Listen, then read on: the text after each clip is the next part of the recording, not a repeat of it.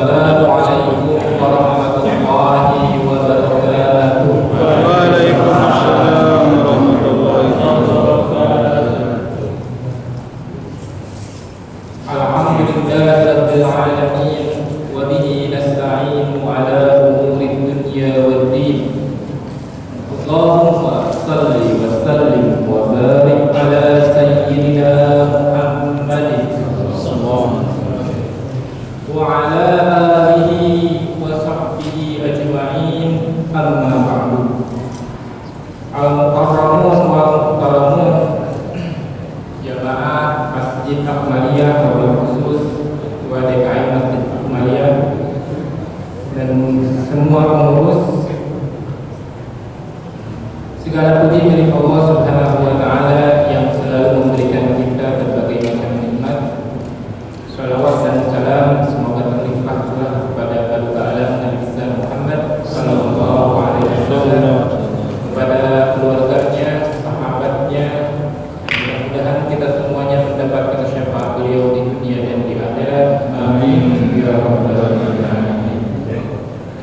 Qabla nabda hayya rasul al-Fatihah. Sallallahu ayyan fa'a lana ilman nafi'an. Ala hadhihi niyah al-Fatihah. A'udzu billahi minasy syaithanir rajim. Bismillahirrahmanirrahim. Alhamdulillahi rabbil alamin. Arrahmanir rahim. Maliki yaumiddin. Iyyaka na'budu wa iyyaka nasta'in. Ihdinas siratal mustaqim. Siratal ladzina an'amta 'alaihim ghairil maghdubi 'alaihim waladdallin. Qabla nabda aydan hayya salli 'ala nabi sallallahu alaihi wasallam. Raja li syafa'atihi fid dunya wal akhirah. Sallallahu ala Muhammad sallallahu alaihi wasallam. Sallallahu ala Muhammad sallallahu alaihi wasallam. Sallallahu ala Muhammad sallallahu alaihi wasallam. Sallallahu ala Muhammad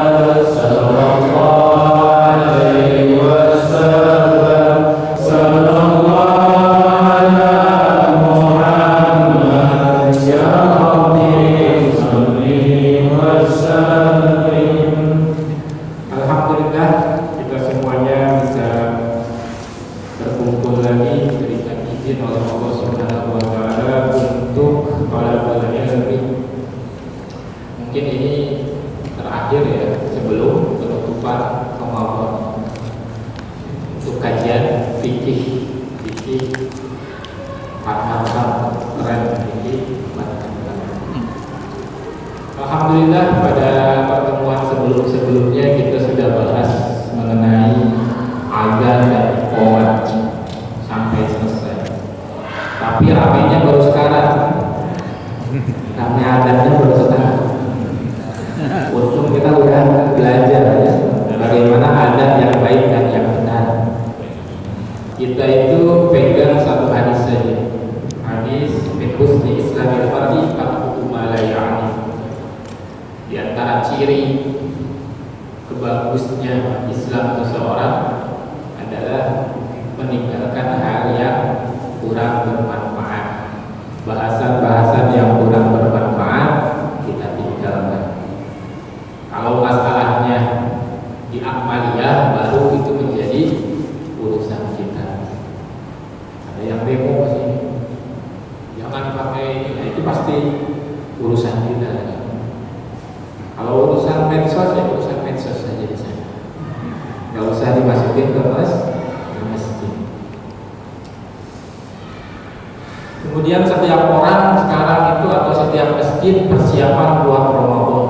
Ya, alhamdulillah kita semuanya masuk ke bulan Sya'ban.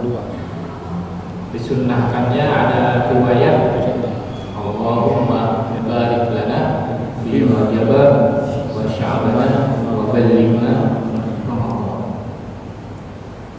Jadi Rajab dan Sya'ban itu sudah menjadi tauqiah. Tauqiah itu persiapan buat Ramadan. Kita persiapan Ramadannya biasanya dibersihkan, kita kita sendiri mandi disunnahkan ya begitu. Dari mulai Rajab kita sudah diingatkan dengan doakan Rajab, Sya'ban, kemudian Ramadan. Saking pentingnya Ramadan. Tapi di bulan Rajab pun ada peristiwa, yakni Isra Mi'raj. Di Sya'ban pun ada peristiwa. Apa itu? Banyak. Kenapa kita mengagungkan bulan Sya'ban? Nanti kita bahas sedikit sebelum masuk ke bab sholat. Masuk. Jadi mulai semuanya, terutama di sini doa-doanya kita lihat lagi apakah ada kesalahan-kesalahan secara ikrarnya supaya doanya lebih mantap. Apa ada sih yang terjadi di Sya'ban ini? Di Sya'ban ini yang pertama adalah tahwilul kiblat. Jadi dulu ketika Nabi pertama kali disyariatkan untuk sholat, madhabnya bukan ke Ka'bah tapi ke Baitul Maqdis. Kapan itu? Selama kurang lebih 17 bulan 3 hari. 17 bulan 3 hari. 1 tahun. Nabi pengen sekali madhab ke Ka'bah karena Ka'bah itu merupakan bait atau yang dibangun oleh kakek Nabi Ibrahim, sehingga diabadikan dalam Al-Quran qadara taqalluba wajhika fis sama falanwalliyannaka qiblatan. Sebelum Nabi berdoa pengen ditahwil, pengen dirubah, sudah dijawab. Sekarang madhab itu terjadinya di bulan Sya'ban. Akan dibilang atau dikatakan ketika malam 15 atau nisfu Sya'ban. Kemudian di bulan Sya'ban juga itu raf'ul amal dinaikkan. Jadi amal itu dinaikkan beberapa kasus. Ada amal harian naik setiap kapan? Subuh, sama asar. Kemudian kapan lagi? Ada amal mingguan. Jadi evaluasinya tiap harian ada, mingguan ada. Minggu kapan? Hari Senin, hari Kamis. Nabi ditanya, kenapa ya Rasulullah kau puasanya hari Senin sama hari Kamis? Kenapa nggak hari Jumat atau hari yang lain? Karena di hari Senin dan hari Kamis amal naik, dan saya pengen ketika amal saya diperlihatkan, amal saya sedang saum, saking hebatnya saum. Nah, ada lagi amal itu diangkatnya tahunnya. Kapan itu? Sya'ban. 15 Sya'ban. Kemudian di Sya'ban ini apa sih amalan yang paling afdal? Rasulullah dalam sebuah riwayat ditanyakan, ya Rasulullah, apa saum yang paling afdal setelah saum Ramadan? Kata Nabi, afdal siyam ba'da Ramadan saum Sya'ban. Saum di bulan Sya'ban itu adalah saum terbaik setelah bulan Ramadan. Kalau tradisi di kita kan enggak. Kalau Sya'ban itu hari makan-makan. Kalau di Sunda itu di Cianjur, kami kalau mendekati Ramadan ada tradisi papajar. Papajar itu buat perang, makan-makan sebelum masuk Ramadan. Kalau di sini nggak tahu ada tradisi itu atau nggak ada ya. Ada kecuali Di sini sahur insya Allah tradisinya ya Pak. Kecuali sahurnya sudah mendekati Ramadan, umpamanya besok Ramadan, sekarang ini Syak, ini Ramadan itu besok atau besoknya lagi, ya sudah sampai sana saja. Ya. Jadi dipisah 1 hari lah sebelum Ramadan supaya nggak terus boleh Syakban saum sebanyak-banyaknya. Dalam riwayat Sayyidah Aisyah, saya tidak melihat Nabi sering saum kecuali di bulan Sya'ban. Kemudian apalagi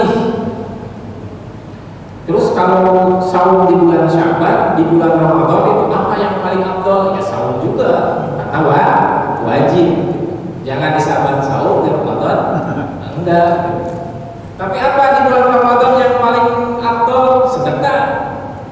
Dalam hadisnya dilanjutkan, afdal sedekah Ramadan, sedekah fi sahri Ramadan. Terus apalagi yang turun di bulan Sya'ban? Di bulan Sya'ban ini turun satu ayat yang kita hafal semuanya, yakni innallaha wa malaikatahu yusholluna 'alan nabi ya ayyuhalladzina amanu shallu 'alaihi wa sallimu taslima.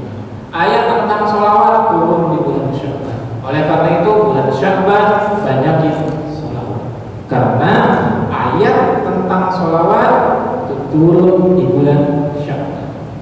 Fadilah sholawat banyak sekali.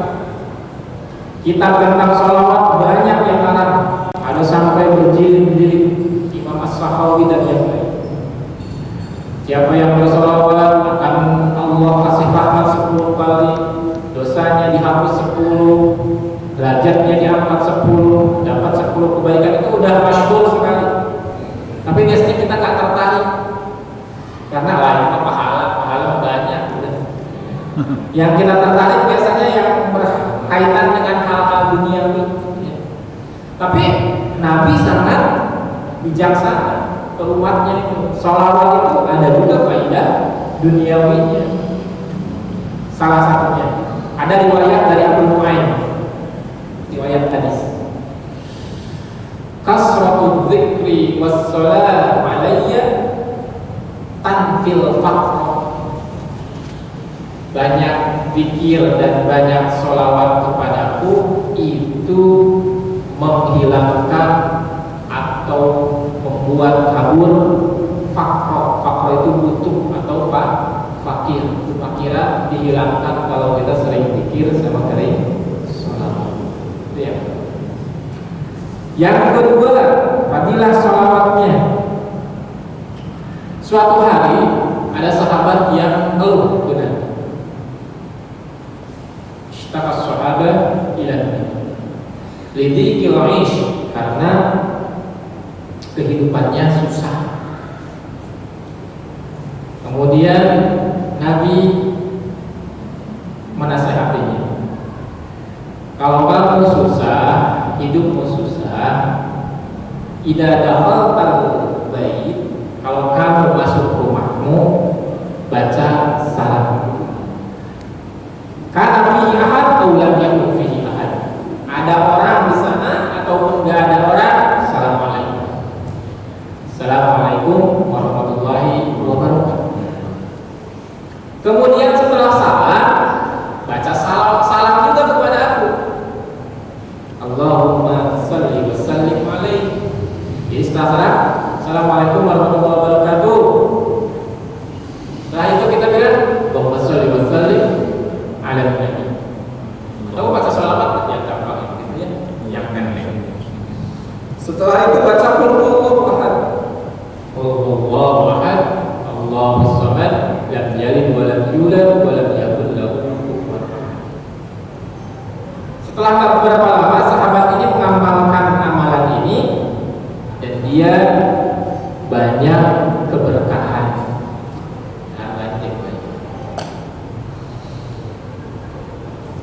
Banyak sekali fadilah sholawat yang insya Allah kita bahas di kesempatan yang lain. Insya Allah.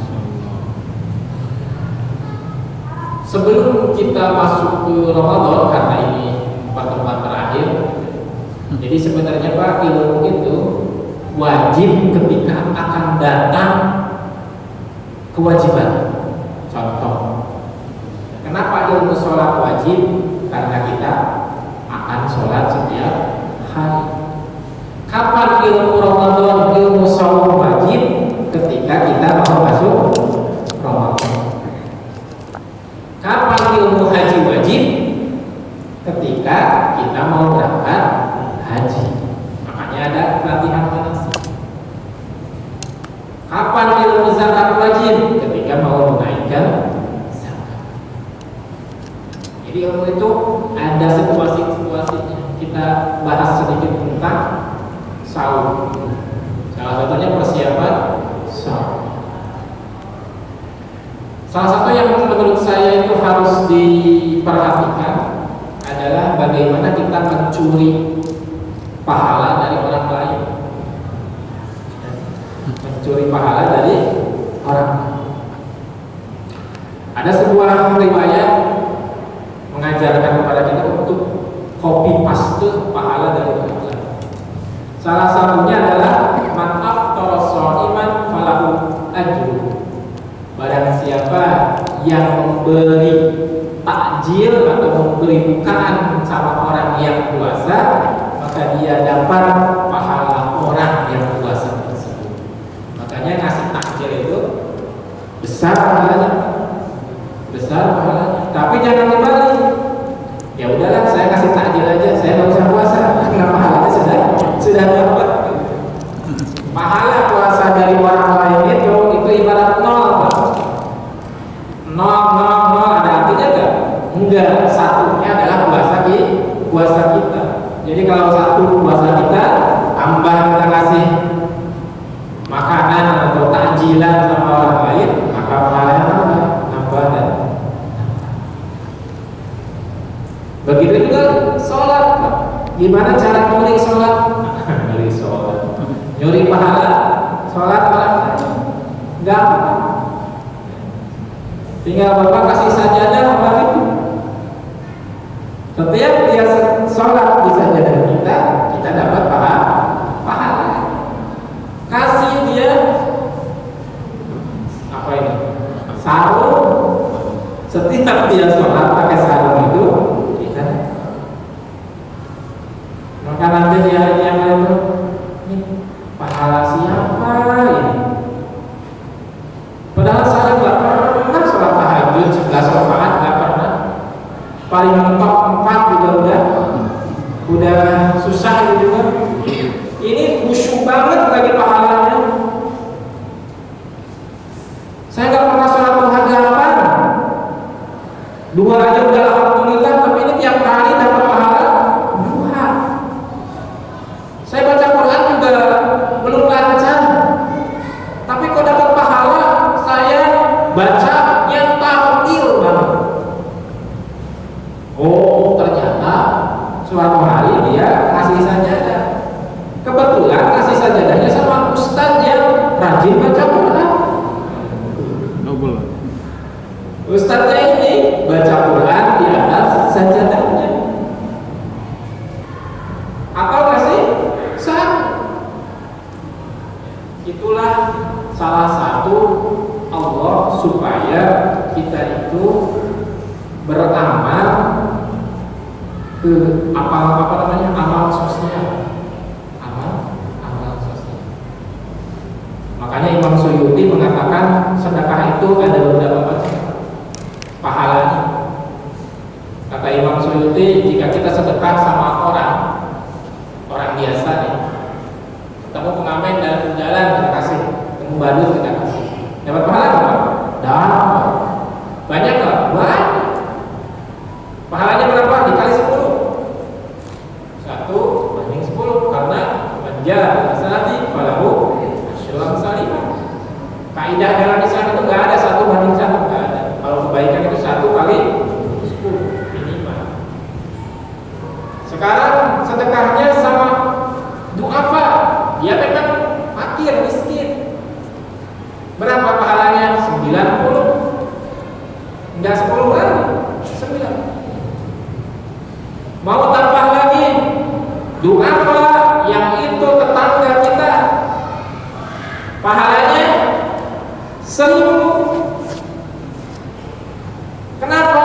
Karena selain sedekah juga mempererat ukhuwah. Masa tuh yang lain sedekah ke tetangga kita?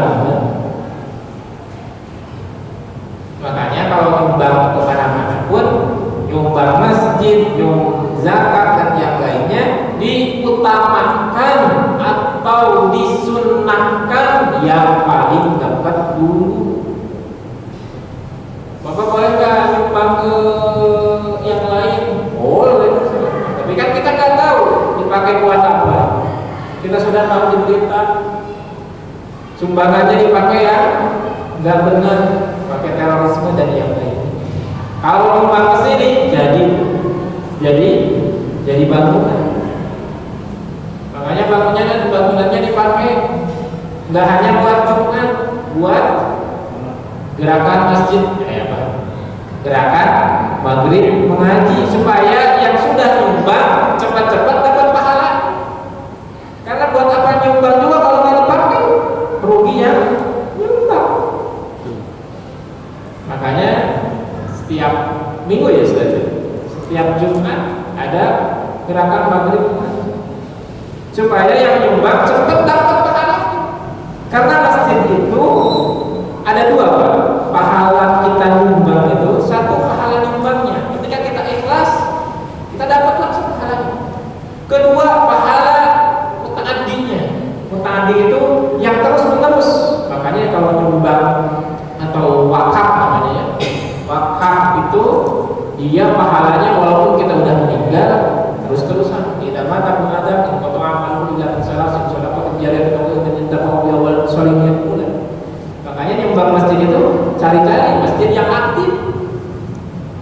Jangan udah didirikan kosong masjid. Rugi yang nyumbang itu, rugi bandar. Rugi bandar. Alhamdulillah di Amalia itu sampai belakang terus, terutama kalau Jumatan. Kalau Jumatan sampai keluar. Apalagi Idul Fitri. Ya, Idul Fitri itu ada.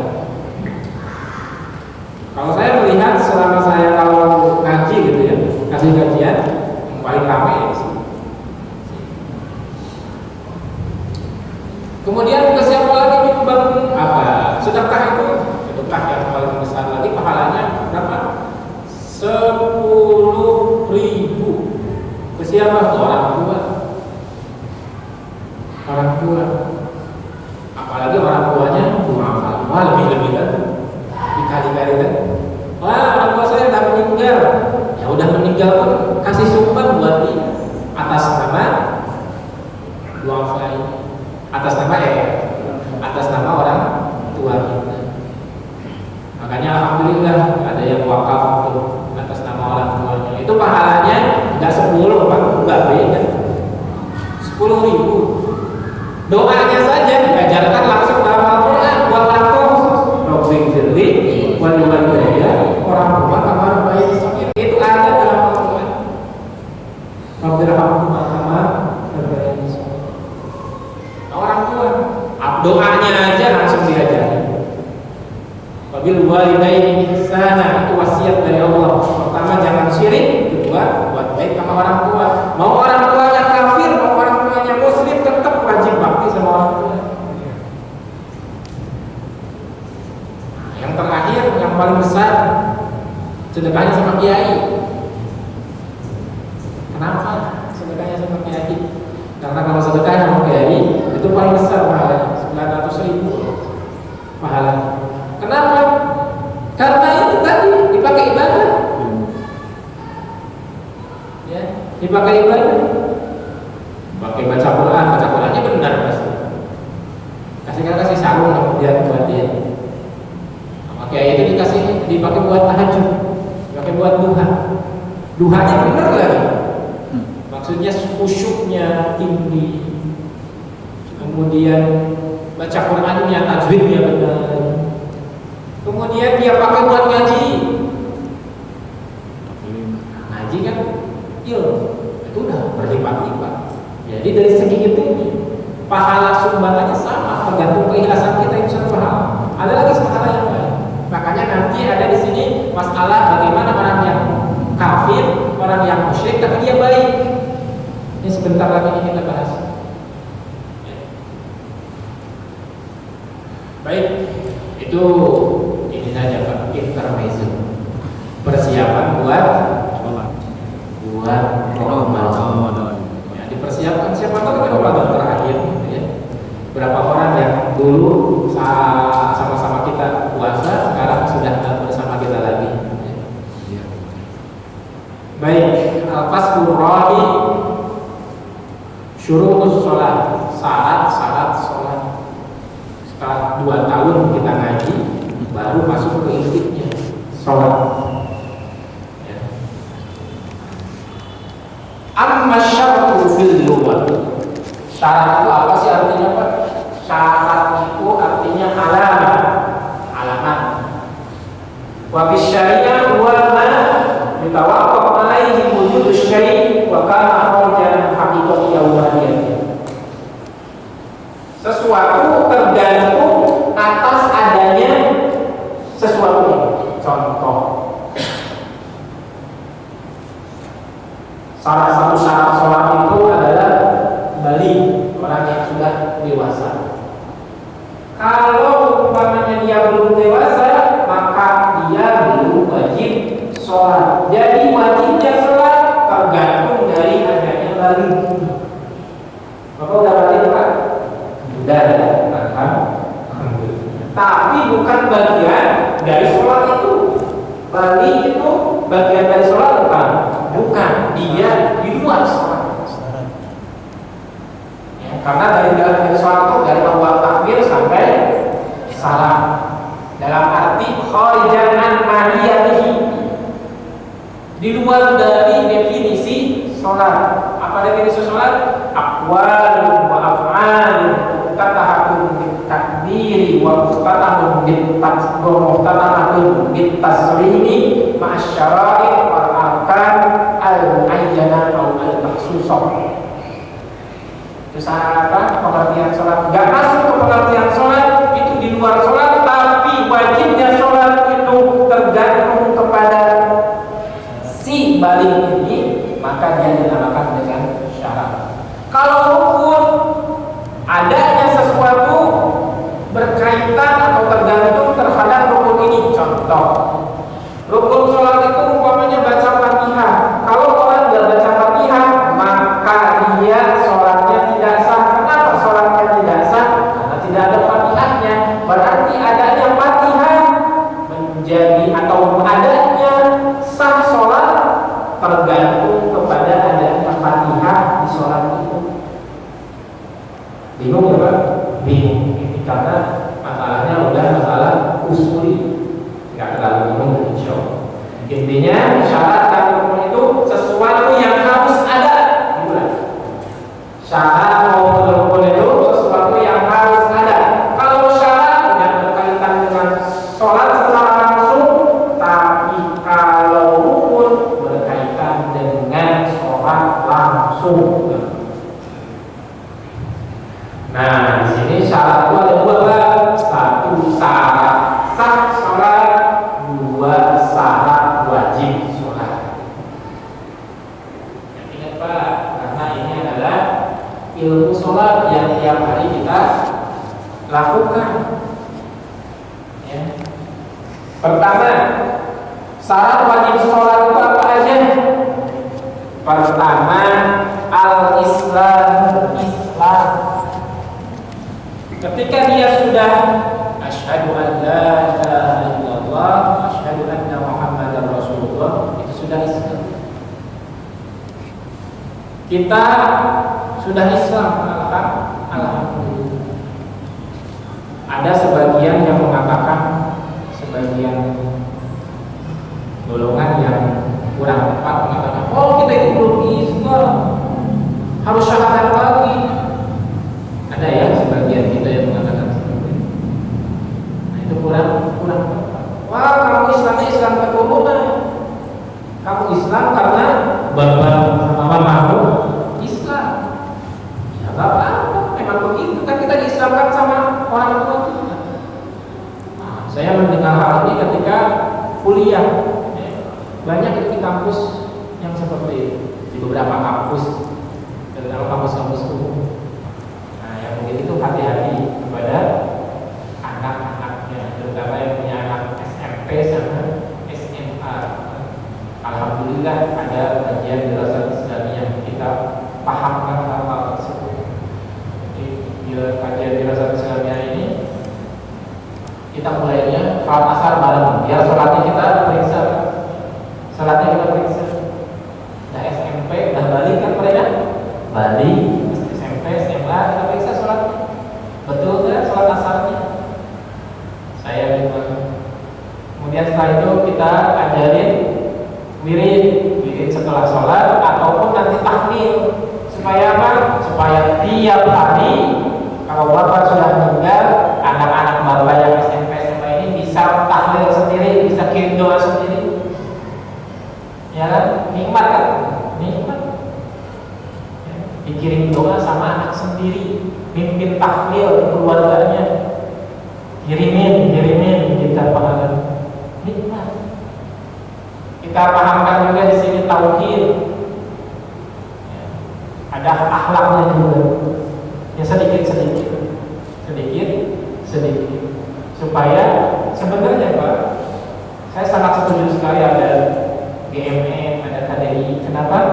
Karena yang terpenting itu adalah memorinya, bukan pelajarannya. Kalau pelajarannya mungkin masuk mungkin enggak, ya Pak. Tapi memori dia pernah belajar di masjid, pernah ikut kajian di masjid, meramaikan masjid, senang mendapat makanan dari masjid, itu akan membangkitkan memori dia. Nanti kalau sudah dewasa, oh iya saya anak masjid, balik lagi ke masjid. Kalau dia sudah di mana, sudah sukses, sudah apa, sudah jadi apa, dia teringat lagi. Dulu waktu saya kecil, saya di masjid. Jadilah dia sudah dewasa. Kita pun Pak, dulu masih ingat kan, gila-gila di musola kita yang di kampung di sana diajak sama bapak kita, ya nah salah ngaji dan yang lainnya, nangis di pengajian dan yang lainnya, dibabuin sama gurunya, kita kan nggak bisa larang, nggak bisa nggak bisa tadinya pukul. Itu memori indah kalau menurut saya. Ya, asal jangan sampai kelewatan. Kalau jangan sekarang saya nggak berani pukul, insya Allah berani pukul, dilapor polisi. Yang penting itunya Pak, ya, yang penting itu. Oke, yang pertama Islam. Islam itu yang pertama syahadat. Ketika dia sudah syahadat, dia muslim, wajib sholat lagi. Haram darahnya, nggak boleh kita nuduh dia. Ya, nggak boleh. Wah, murtad dia, fasik dia, kafir. Ketika ada hadis ini, ketika kita mengatakan hai kafir sama seorang muslim, karena kita tidak paham sama dia bilang kafir, itu apabila akan berubah. Salah satunya jadi kalau dia salah ternyata dalam pandangan Allah dia muslim, balik lagi ke dia. Yang kafir bukan dia. Apabila akan berubah. Makanya hati-hati, jangan asal ngecap, jangan asal ngucap. Kita aja, ya kita hanya urusan ibadah, kita cari kekurangan kita dengan cari kekurangan orang lain.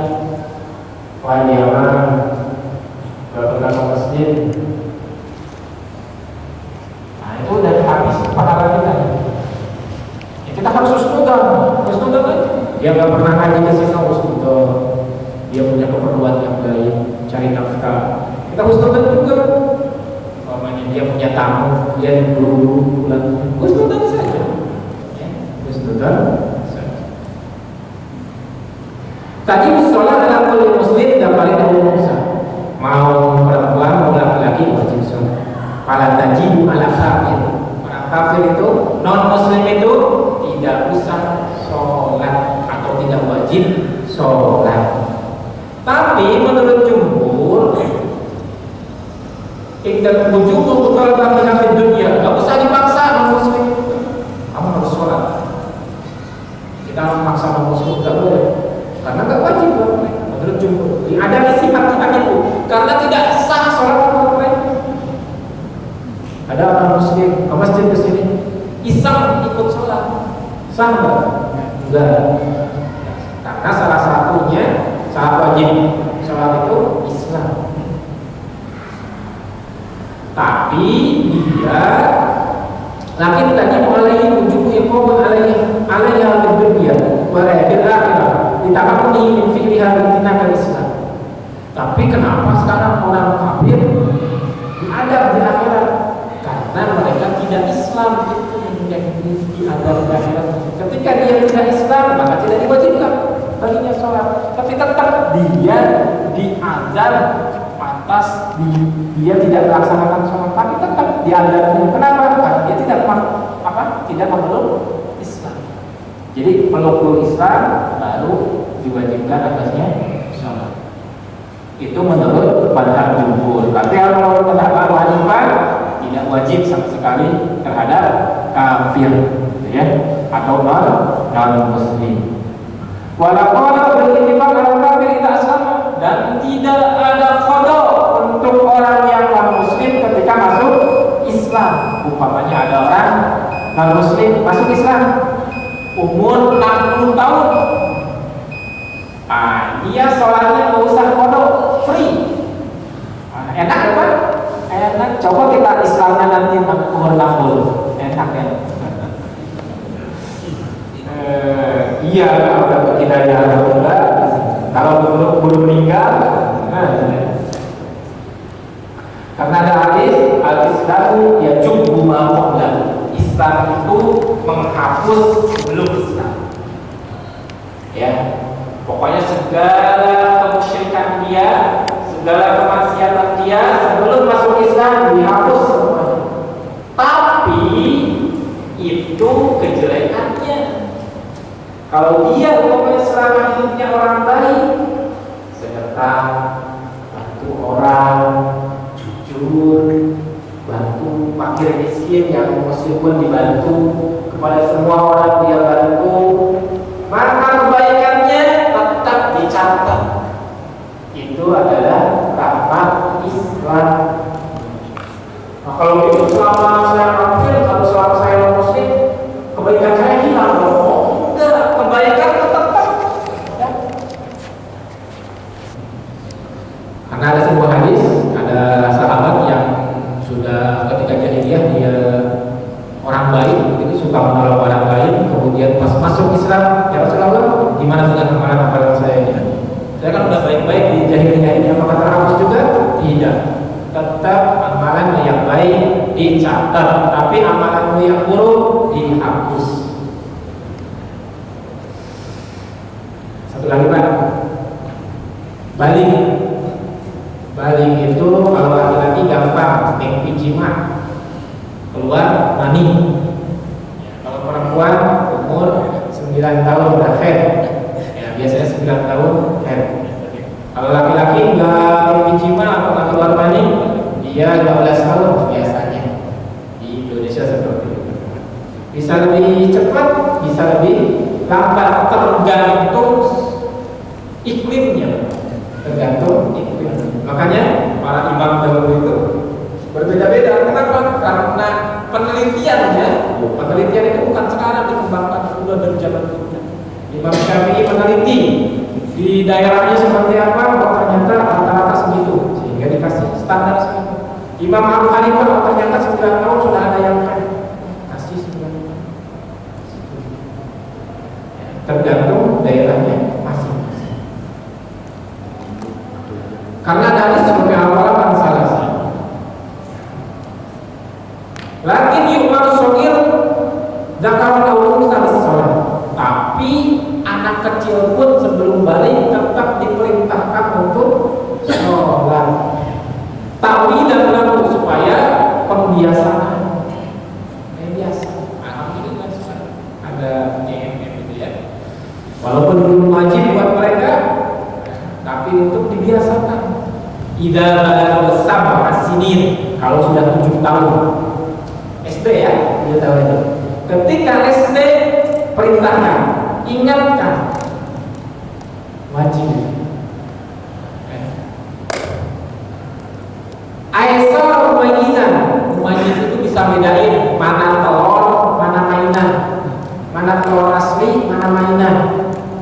Itu mumayiz.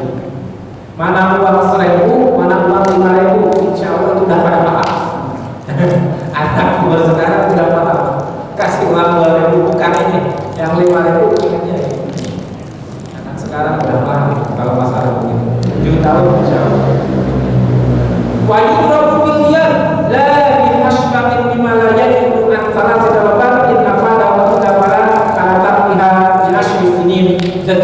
Tapi kalau udah 10 tahun, pukul dia Pak kalau nggak sholat. 10 tahun. Tapi pukulnya dijelaskan di sini nggak pakai kayu, pakai tangan.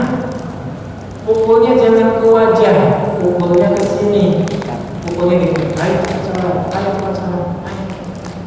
Maksimal 3 kali. Yang dipukulin disiksa apa? Enggak. KDRT itu namanya. KDRT. Dari mana itu KDRT? Wah itu ada hadisnya. Harus dipukul 10 tahun. Enggak begitu. Ada ilmu. 3 kali maksimal. Itu pun pakai tangan. Pertama enggak langsung dipukul, dilus-lus dulu. Bang, sekarang udah 10 tahun. Sholat ya, bang. Kalau sholat duhur, apaan? Anda bukan, jangan sampai gitu dulu. Terus. Dormakin afada itu juga kalau berhasil. Kalau dipukul pokoknya berhasil. Tapi kalau nggak berhasil ya udah jangan dipukulin terus. Anaknya emang bandel kayak kita dulu.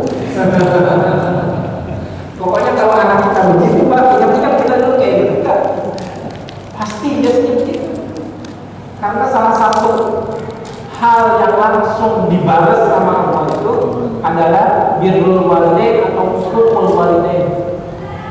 Kalau kita durhaka, itu cuma nakal-nakal doang sama orang tua gitu.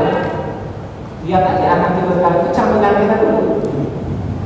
Saya dulu waktu di WC suka lama lah kalau mandi setengah jam orang udah pada berangkat. Ya anak kita begitu sekarang. Bapak mungkin berbeda-beda juga ya. Ada hadis tadi, muru auladakum bis shalah wa hum abna sab'a sinin wadribuhum 'alaiha wa hum abna 10 sinin wa farriqu bainahum fil madaji. Kalau udah 10 tahun pisahkan kamar. Ustaz, kan susah di sini. Harus ke atas. Belum ada modal kalau ke atas. Ya sudah, pisahkan sama satar, sama apa namanya itu? Tirai. Yang penting pisah. Ketika dia ganti baju, dia nggak lihat 10 tahun. Umur anaknya 10 tahun. Harusnya udah nggak lihat-lihat aurat. Dan haram kalau tidur bareng satu sarung. Mungkin kalau zaman sekarang udah nggak musim. Kalau kita dulu waktu kecil tidurnya sarung bareng, tetap boleh. Wa yahrumu talaffuzu badin lain bi qawlutaihima bi qasdil ladzah. Apalagi sengaja untuk taladzur, walaupun laki-laki sama laki-laki, perempuan sama perempuan, atau sebaliknya laki-laki dan perempuan. Itu salah satu pencegahan LGBT. Pencegahan LGBT. Terakhir saya tutup dengan sebuah ayat wa'mur ahlaka bis-shalah wastabir 'alaiha. Perintahkan keluargamu untuk sholat dan sabar. Ya mudah-mudahan saya sendiri anak orang tua kita sudah berhasil mendidik kita, tapi kita belum berhasil jadi anak-anak kita. Mudah-mudahan dengan ngaji ini kita bertawasul, mudah-mudahan Allah menjadikan anak-anak kita menjadi anak-anak yang soleh dan solehah. Mendoakan kedua orang tuanya ketika sudah meninggal. Insyaallah nggak ada pertanyaan ya Pak? Ada? Insyaallah tidak ada. Kalau tidak ada sudah Isya.